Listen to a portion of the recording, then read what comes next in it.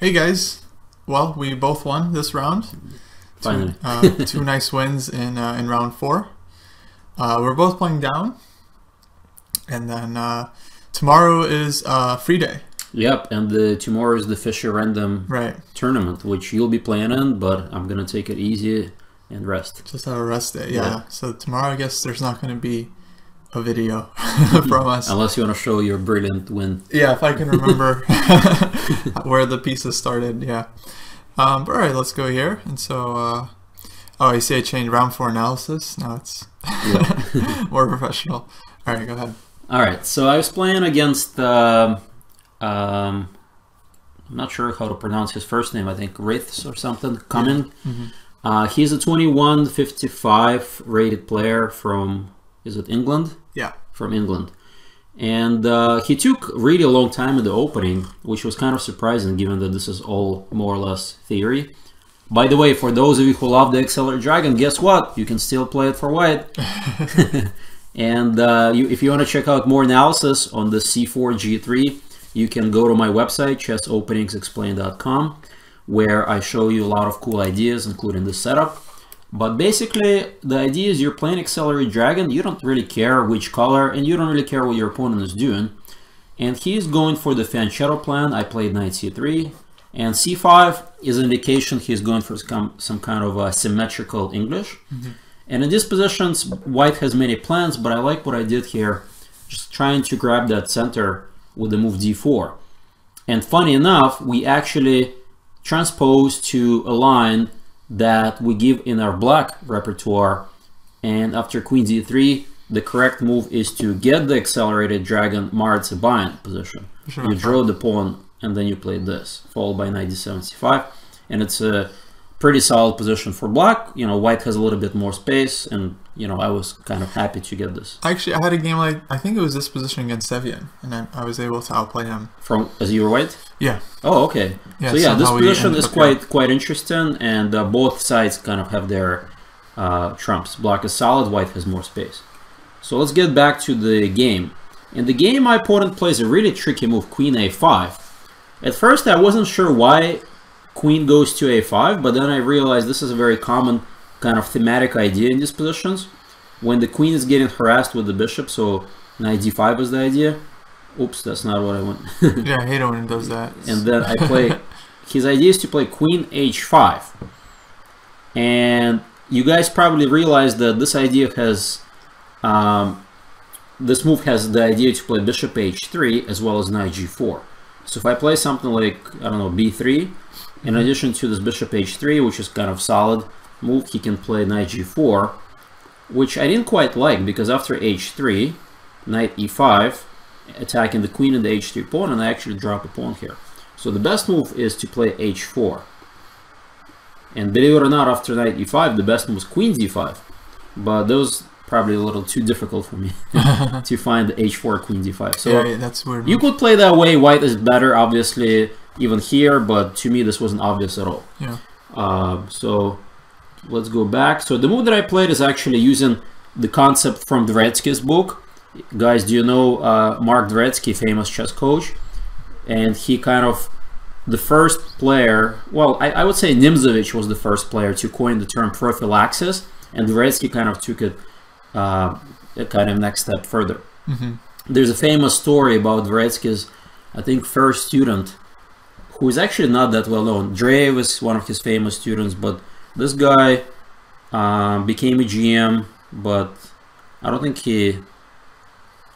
What's his name? I forgot his name. I'll have to look it up. Dalmatov? Or? No, not Dalmatov. It wasn't Chekhov. Oh, Chekhov, right? Yeah, Chekhov. He's actually not that well known, but basically there's a story, I'm not sure if it's true or not, where Dvoretsky, all he did with Chekhov just work on prophylactic thinking. Oh, interesting. Every single day, and every move he had to find prophylactic thinking. What is my opponent going to do next? How to stop it?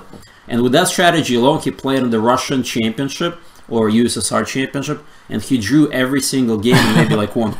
But I mean, but it was like a bunch of world champions. It was like it was like it was like super strong, and he was just this unknown kid, you know. But then in Chekhov, he won like the World Junior Championship. He won the World Junior, yeah, because of Dvoretsky's training. Yeah, so this actually it works, guys. So if you don't know who this coach is. You should look him up. And if you do, get his books, highly instructive, but you gotta work hard on them. They are pretty challenging.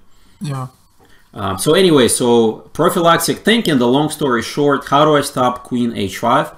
And the move that I played, I really like, the move h3. So now if he plays queen h5, the queen doesn't really belong there anymore because of g4. And it would really be bad to for the queen to go back.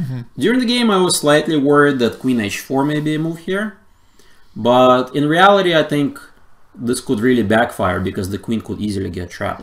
So one possible idea ahead is this bishop f4 and bishop g3. And so probably not good for black. Again, sacrifices on g4, guys, never work here. So again, a lot of you may kind of just look at this position and be afraid. There's no need to be afraid, because if you see at least 3 ways to stop mate, that's usually a good sign. So what I saw is this move, queen h3. That's one. I saw queen g3. That's 2. And I also saw bishop f4. So if you see 3, that's enough. There's probably other ways. By the way, Eugene, what do you think of this new chess space feature where it tells you which move is a blunder and which move is good? How do I so the blunder? Like when you click on a piece, you know how it highlights all the squares? So this is basically saying bishop f4 is the only good move. Oh, I didn't know about this feature. Okay. Oh, yeah, makes yeah. sense. I yeah, like this is new in chess space 14. I feel like it's great. I mean, it makes analysis very easy, right? Right. You just click on a piece and it immediately tells you. Yeah, so here the red moves mean probably bad. Bad, blunder. Yeah, obviously queen d5 is a blunder. And then queen f3 is like not that good. Okay. No, I like this, especially for people who are just learning how to play and just want to make sure they get all the movement right, or even people who want to practice tactics. To me, it's a little overwhelming when I see all these squares highlighted, right? But I think once you get used to it, it's fine. That's the thing. Honestly, I wish it was like, I wish they didn't do it every move. I wish you hold down a key and then it shows you. Right. Maybe they'll give you like a subset or something. Yeah. But anyway, so my opponent didn't play queen h5 because he was afraid of this g4 move, so he plays a logical move, bishop e6, and now, as you probably know, the target is the c4 pawn in this position. So he wants, so taking on b7 is bad because h3 is weak. So I played bishop d2 with the idea to finish my development with b3. So he plays queen c7, which I didn't like. Queen is really going to be not well placed anywhere in that vicinity, but already it's difficult to give black a good advice. I just play natural moves. Rook c1, queen e3, queen d7 protecting, attacking the pawn rather, king h2 protecting it, knight c6, and now simple move, rook fd1, and with centralization strategy, I'm really pointing to black that the queen is misplaced, and there's really, I would say the biggest problem for black in this setup is the misplaced queen. Right. And I didn't really see how to improve the queen. So I think black is just passive, but he's still solid, so he's not lost yet. But positionally, it's very difficult to play. And I should mention that my opponent was getting into really heavy time trouble already starting around here, which is not good, guys, because you really want to give yourself enough time to make time control. So rook c8, and now again, very simple move. Now again, pointing to the queen that she's poorly placed. c5 is coming, so he stops it, and now knight d5. Again, knight d5, I would say, is one of the most fundamental classical approaches to the Maratsi bind positions. If you've never seen this maneuver before, you should really study it. And I would say it's like 80 to 90% of the time knight goes to d5 in these positions. Yeah, actually, I showed one of my students like knight d5 ideas, and he got like 3 games in one tournament. Like every game, he was just. And just to mention that it's always bad for, especially when the pawn is on b6, because c6 square is weakened, to take this knight. For 2 reasons. First of all, I can take with the pawn to create that outpost, but also bishop takes d5 is not out of the question, just to maintain the 2 bishops and kind of play on both wings. So one possible idea is to drop the bishop back to g2, play h4, h5, bishop h3, or b4 and c5. And again, black is just so passive here. I mean, this is better than Maratsi with the pawn on e2, right? Because your bishop is... Right, the pawn on e4 would be blocking the bishop, yeah. So going back to the game, he played h5, trying to at least fight for some space, maybe h4 ideas. I played f4, bishop f5, and bishop c3. So in this position, I didn't mind trading dark square bishops because his king is going to get weakened. And if bishop takes bishop, I was going to take with the queen. and just eyeing those So squares. f4, this just stops knight e5? Yeah, f4 just grabbing space, top knight. Not that knight e5 was worth because I can play f4, kick the knight, but I just like it on general principle, just space grabbing move. Obviously, none of the moves I'm making are the best moves. There are probably at least 2-3 moves which is just as good. It's just that natural moves. Right. f6. Now, that move really caught me by surprise. I didn't actually predict that move at all. You might as well trade the bishops if you're going to barricade your own bishop like that. Later in the game, this bishop turned out to be just completely dead. Wow. Of course, on top of that, we dragon players, we never push the pawns from our king. That's the head of the dragon. h7, g6, f7. You're not supposed to push the pawns in front of the head. Protects them. Yeah, I mean, I've never seen this. You trade and then you play f6. Yeah, right? at least you trade, play f6, and then maybe king g7. Yeah. So that was a little strange. But okay, I just play normal moves, queen d2. Now, if he ever plays e6, I want to play knight e3, so the knight's not getting trapped. He goes here, knight e3 anyways. By the way, e4 just gives me a slight edge. And maybe rook f1 is just regrouping. But okay, there's many ways to get an advantage here. He goes back, and queen d3, pointing out that pawn on g6 is weak. And now, king f7, h4. I really like h4 move. It's called cementing the position. Have you heard this expression? Yeah. I'm not sure where it's coming from. Construction world? But how do we explain what cementing the position means? What do you think, Kostya? Well, I think it's always important to understand that when your opponent is cramped and they have very little things to do, they're always looking for some kind of like pawn break. Right. To open the position, open their pieces. Exactly. And if you're paying attention to what your opponent might want to do, you can shut it down and... And again, here Duretsky will be very proud of me because prophylactic thinking, if I do nothing h4, and all of a sudden, my king set is collapsing. This could easily turn around, like rook h8. Yeah, if I play like g4, f4 pawn hang, if I do not, he can take rook h8, and quickly out of nowhere this counterplay is coming. So chess is a game of attention, right? You lose attention for one moment, then you have to fight for equality or defend. So h4, I really like that move because it stops him from playing h4, and you may wonder, well, what about the g4 square? Isn't that weak outpost? In reality, the knight can never get to g4, and the bishop on g4 is not really going to do much.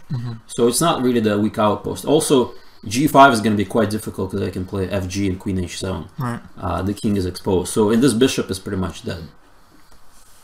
So my opponent already is in horrible time pressure. I want to say less than 5 minutes. And this only moved 25. So he plays knight d8. And I really like my next move. A lot of my students ask me like, well, how are you going to win? What are you going to do? How are you going to break through? And those are the wrong questions. The right question is, what is my opponent's next move? He has no moves. So all I need to do is slowly improve my position. And I like my next move.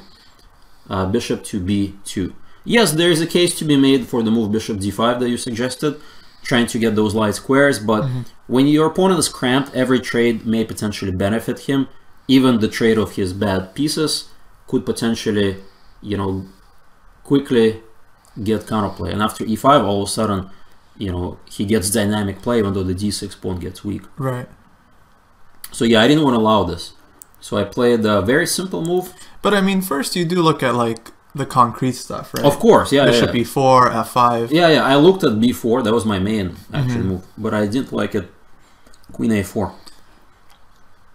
So it's really a matter of like counterplay. Kind of seeing that all the direct moves aren't really achieving much. Yeah, right you now. absolutely have to start with all the direct forcing moves, guys. Don't just look at quiet moves. And if nothing is really working yet, then you just have to be patient and look for a better opportunity. Your position is already better. Let your opponent self-destruct, and that's pretty much what happens. Yeah, I mean, it's hard for black. So he couldn't really come up with a plan, so he plays king here, which allows this really nice idea, bishop e4. So now g6 pawn is weak, so he protects it, and then I get the knight to d5. And at some point, I was already entertaining the idea of sacrificing either on f6 or on e7, and just going after, blowing open the game because my pieces are so centralized. Yeah. And to my surprise, he actually plays e5, which allows me the combination that I execute in the game. So why don't you guys try to figure out, this is a really good test, to see how deep you can calculate. And if you need more time, go ahead and pause the video. So the first move I think is pretty obvious, right? It's going to be the knight sacrifice.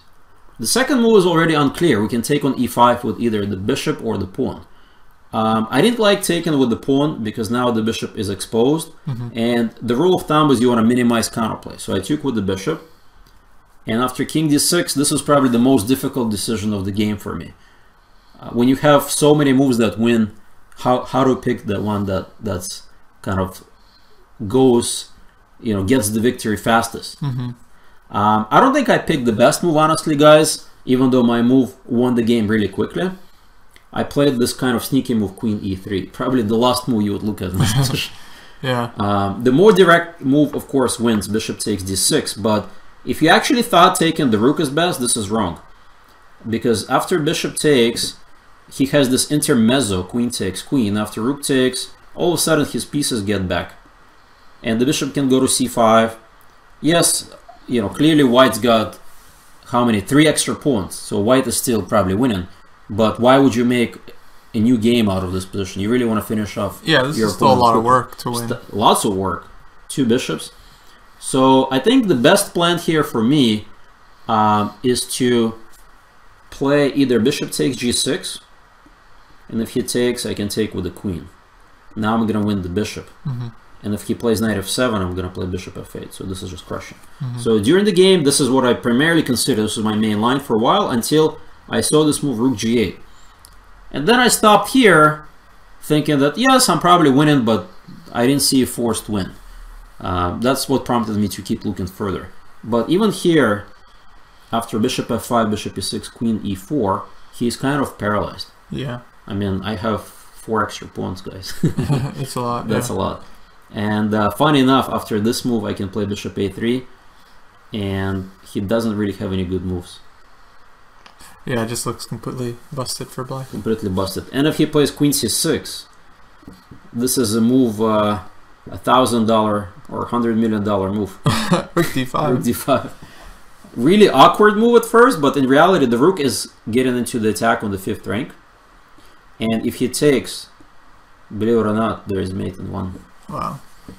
So that would have been a game over. But yeah, that was too difficult for me. So I played instead queen e3, the sneaky move. I just like how all your pawns are restricting his bishops perfectly. Yeah, that's really nice. I also considered queen c3. If you put this position, by the way, guys, on an engine, depending on the strength of your engine, queen e3 would be +3, and it would be about choice number 10 or 11. It tells you how many moves really win. Yeah, believe it or not, king g1 also probably in the top 5 choices also wins. So that tells you how strong white's position is. Yeah. So during the game, I wanted a quicker win, so I played queen e3, and he had to sack the queen one way or another. He took, takes, and now he made the wrong decision. He is, by the way, in horrible time pressure. I would say 30 seconds per move or so left, and he has to still make 7 moves. And he kind of walked into mating it. So what's the material of queen for rook and 2 pieces? Yeah, normally this material is not so bad if it weren't for a gazillion pawns. Right. So, and now he's got no coordination too, and he just falls for a mating attack. I think this is the more a better defensive try. And I've analyzed this out as much as I could with engine's help to something like this. Don't ask me why. Reminds me of the Dubov Nakamura game. Yeah. Yeah. And okay, at this point I said I'll probably win this. Queen takes b6. So anyways, guys, that would have been a different game altogether. Still lots of work, but c5 is a really nice touch. Now the king is exposed, and again, accuracy is required even here. There's only one move that I thought wins clearly. You can take on c8 and then play queen d7, but then rook c7, and it wasn't obvious. So I like what I did next, queen d6. And the key variation I had to calculate, if king a5, obviously queen a7 check. This is the key intermezzo check, and the king goes for a walk. Nice. And I stopped here because it's always mate. It's always mate no matter what. Oh yeah, just queen a4. So basically, he had to do this, which is giving me material. Now it's easy win. But here there's one cool tactic. Once again, I've noticed if I take the pawn on f4, right, there may be some intermezzo bishop move here, yeah, like bishop d5.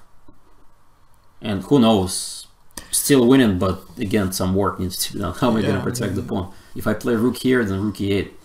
Oof. So, but I found a very nice move here. I played queen a3, and if he takes on g3, I take queen g3 with check. And he can't take my rook on c1. Yeah. So all the tactics just work. And he kind of did this last-ditch effort. Move 39 in horrible time pressure. He thinks I'm just going to automatically take this, right? And what was his idea? Oh, his idea. I remember now. I used to do this. Bishop f4. Bishop f4. And very you see, guys, even when you're absolutely winning, there is still, you can always find a way to lose. So the lesson here is, first of all, don't get into time pressure, because I had lots and lots of time. I can even get up, you know, go to the bathroom if I need to, get some water, rest up. But luckily, I was able to calculate this very simple, elegant win. Takes here, and simply rook d1. And now it's time to resign. He inserted one more move. He could have resigned already. And just to be safe, no more checks. That was good. No, so many players, they like play fast to show their opponent like they're confident. No, absolutely. So never pointless. play fast. Pointless. Take extra minute, extra 5 minutes, extra 10 minutes, but win the game on the spot rather than make a blunder and sit there for another hour and try to cover. Yeah, you'll notice like the stronger players, the more time they take in winning positions just to make sure like a professional, they just seal the deal. It's very impressive. But you have to sit on your hands until you're just... You gotta sit on your hands. So that was my game, guys. Thanks for watching. So I'm gonna go rest up, and Kostya's gonna take over, show his brilliant win. Thanks. All right. Well, I did win a model game today, not going to lie. And let's see if I can find it here. There we go. So I was playing down this round. I was playing Spanish player who's just shy of 2,000 FIDE, and he goes for the Benoni. And I play one of my favorite lines nowadays against the Benoni with knight ge2. I really like this setup. I play a very similar line against the King's Indian with f3, and often if black ever plays c5 in that line, then white kind of goes for the same setup. The idea is to play knight g3 and bishop e2. I think this is also recommended by Jan Gustafsson. Whenever someone asks him, you know, what to play against the Benoni, he suggests this line as well. So it's very, very nice choice for white. What he did was basically normal. Castles knight bd7, f3, h5, and bishop g5. And this is an important move for white to remember. This, putting the bishop on g5, you stop this h4 idea and you create this somewhat annoying pin, although black almost immediately gets out. If you guys want to learn more about the theory in this line, in fact, black has already committed a pretty serious mistake in this variation. I do have the details, but they're locked away in a PGN, and if you want to see it, you gotta go visit my Patreon page, where I'm analyzing all my games, giving you the opening analysis as well, and well, for those of you that are more interested about this line, you can check that out. But yeah, the nuances here I thought were really interesting, and white's position is already, I think, clearly better. But okay, everything he did was basically normal. Queen d2, knight h7, and now I played bishop h6. So white is happy to trade off the bishops in this line because it's black's king that ends up with kind of more dark square weaknesses here. And white can already look for any kind of f4, f5 idea, or he can even look for sacrifices on h5. Or a lot of times we try to sacrifice the bishop so that we can get the knight to h5. So black usually wants to avoid the trade, and that's exactly what he did. Now it's important not to blunder with king h1, because black will have h4, and this knight just has no good squares, and white has to come up with some sacrifice. But it's this thing usually doesn't work if black has all the squares covered. So I play bishop e3. This is the normal move again. h4, knight h1, and he goes back. Bishop g7, and I bring my knight back into f2. So all this is basically standard for this line. White starts off with the knight on g3. This restricts the f5 push that black usually wants to make, and so that's why black often puts his h-pawn down on h4 to move this knight. But we get to regroup to f2, and I really like white's position now because in this kind of line, black doesn't get any counterplay against the e4 pawn, whereas in all the Benoni lines that you play with f4, the e4 pawn is always an issue, and you always need to defend it with a lot of pieces, so it's quite annoying. Okay, now he played rook b8, And his idea here is to play c4 and b5, gaining the queenside play. So I played another very typical move, rook f c1. I'm actually really happy with the middle game here because I feel like I showed all of white's main ideas in this line. And actually, yeah, I checked the game with the engine and it was basically a perfect game. I think I found all the right ideas. So the idea behind this move is to, of course, target the queen, and I'm trying to set up b4, c takes b4, knight to b5, where if you kind of calculate that out, you'll see that the queen can't defend the d6 pawn. So if black plays some move like f5, I'll play b4, and even though I'm opening up this diagonal, I think white has more play here. Knight b5, queen d8, let's say take on d6, bishop takes a1, and here we can either just take the bishop, I think we can also take the rook, and white has a big advantage. I think black's king is just way too weak. So after this move, he played queen to d8, which looks a little weird, but I think it actually makes sense because he gets the queen off of danger, and now the queen is closer to the queen side, so he might, or the king side, so he might be able to create more counterplay this way. So now I played rook a b1, so I need this move if I want to get b4 going. And one nice line that we kind of found when we were analyzing afterwards is if black plays queen a5, this move also makes sense, and the idea is to just sit the queen here. In some cases you can put the queen on b4, although you have to watch out for a5 and then rook a4, which embarrasses the queen. But here white plays rook a b1 anyway. And if queen b4, I actually just kick him out with knight to d3. And so the queen is just not going to be able to stay here for very long. And if black plays b5, which is kind of their main idea, this is white's very nice resource that I think is actually really important for anyone trying to play this line. A takes b5, b4, and if black takes, the idea is to play knight a2.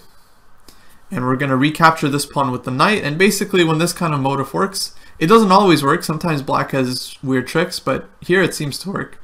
And when it does work, it's very strong because this knight reaches c6, and that's going to be a huge outpost. If black doesn't take the pawn and just goes back, then he has issues with the b5 pawn. We're just going to take on b5, and that's basically lost. And so once white starts winning pawns on the queen side, this pawn chain is just really strong. Okay, so he played queen d8, rook a b1, and actually had a very similar position. It was the same exact opening against the chess bra, Le Fang Hua. We played in one of those St. Louis round robins. And in this kind of position, he actually played the move a5, which is actually a really interesting idea because it looks very anti-positional. You give up the b5 square for life, basically, but you do stop white from playing b4 and opening up the queen side to great effect. So it's very anti-positional and you give up the square. On the same hand, you also keep the position closed. Now white has an advantage after putting anything on b5, maybe even bishop b5.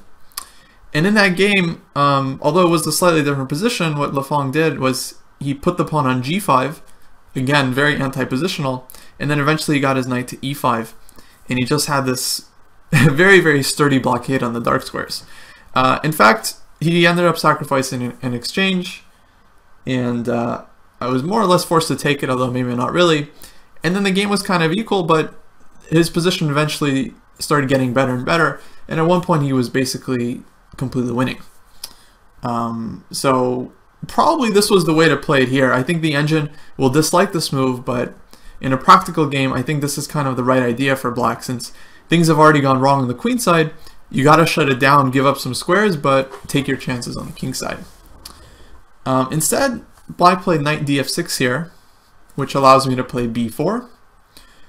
And if b6, I can either take on c5 already, I can even play moves like a5. And everything opens up and black's position collapses immediately. So he had to take on b4, rook takes b4, and he played the move knight h5, which is kind of a typical counterplay move. He wants to play knight to g3, maybe bishop e5, but number one, on knight g3, a lot of times white just ignores the knight, just moves the bishop, and then the knight is doing absolutely nothing. But secondly, I think I can probably take it in this case and just put my knight on h3, bishop on f1, and I don't think black is going to be getting any kind of real attacking chances. But in any case, white here has a pretty simple tactic that wins material. If you guys want to pause the video and find it, that would be a good thing to do and make you a better chess player.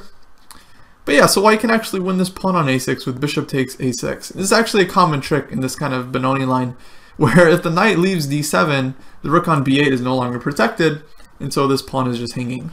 But this tactic doesn't always work, so there are a couple things you have to watch out for. Number one, if white's pawn was on h3, black would have a very natural move, bishop takes h3.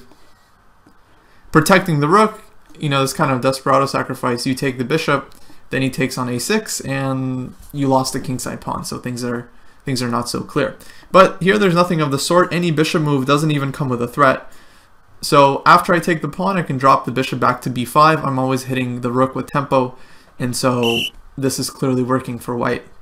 The other move to be concerned about here, other than some kind of bishop move, was the move he played in the game, queen to a5. And it was very important that I had a response in mind to this move, because it seems like white has two pieces under attack and is just losing material. Well, it turns out we do have a way out, and I was able to see bishop b5. And the idea is that we're hitting the rook on e8. Now white had another move here that looks very tempting.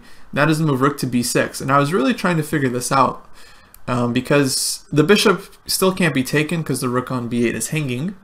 And next move, white wants to play either bishop to b5 or bishop f1.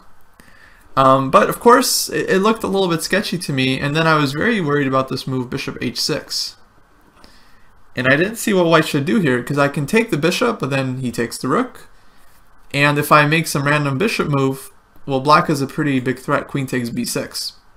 And my queen on d2 is hanging, and this is a really nice cross-spin tactic, where all of white's pieces just end up hanging on the dark squares. So I didn't like the looks of that, and that's why I chose bishop to b5. It turns out white can play rook cb1 here, which I missed because I always needed this rook on the c file to defend the knight, right? And in the original position, this bishop is just sitting on g7 and targeting the knight. So rook cb1 is a very hard move to kind of visualize ahead of time because it almost feels like you're hanging the knight. But yeah, here it turns out that white is, you know, completely fine and just winning. So I play bishop b5. He takes the rook. Bishop takes e8. And it's important again that he has no good discoveries. He played knight f6. And I just drop back bishop b5. So white has won a very clear extra pawn. And I felt good about my technique here. Black played bishop d7. We traded. And I found, I think, a good move, knight b5, just immediately targeting this pawn on d6. And here, things are pretty difficult for black. If he takes on a4, I just take on d6.